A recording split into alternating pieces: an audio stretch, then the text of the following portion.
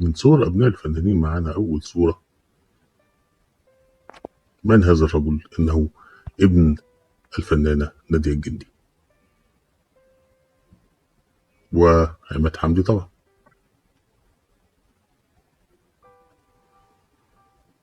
الصورة اللي بعدها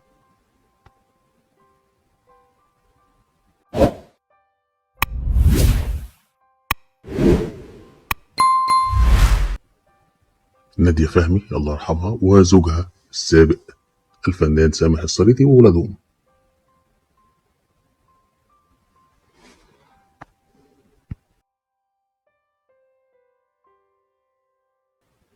الفنان محمد محمود وأولاده دول دلوقتي، ودي صورة زمان، هما بيعيدوا الصورة هي تاني. سامح الصريتي وأحد بناته اللي احنا جبناهم قبل كده في الصورة اللي فاتت.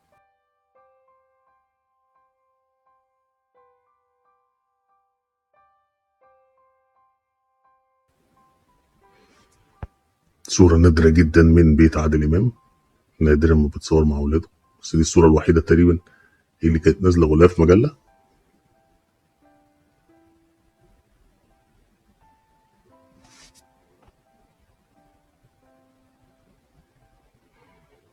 رامي إمام اللي ورا، محمد إمام اللي قدام، لا محمد إمام اللي ورا، رامي إمام جنبه.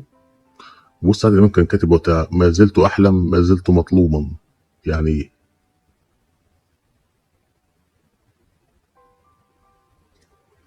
طب ما هو كان قمة نجاحه وقتها.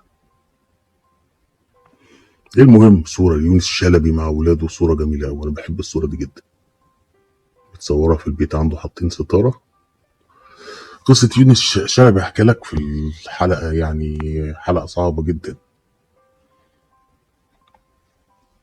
في القناة التانية بقى بتاعت أسرار الفنانين والمشاهير. صورة سعيد صالح وبنته هند سعيد صالح،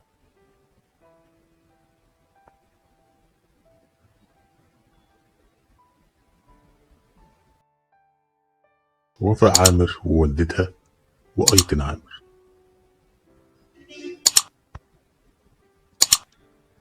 أيتن عامر كانت سفروتة جدا، كانت طفلة خالص.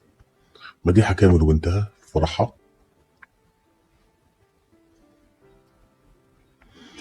وما تنساش تشترك في القناة وتفعل الجرس وتدوس لايك لو الفيديو عجبك. وانتوا